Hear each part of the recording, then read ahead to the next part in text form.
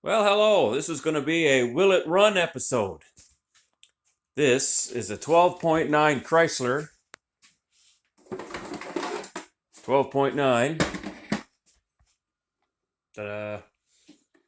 So, what we got here is a little bit of a mess. It's been sitting around for years and years, but I cleaned up the ignition components and it's got spark. Cleaned up the fuel pump. Cleaned up the carburetor. It was a complete disaster. I may have some pictures.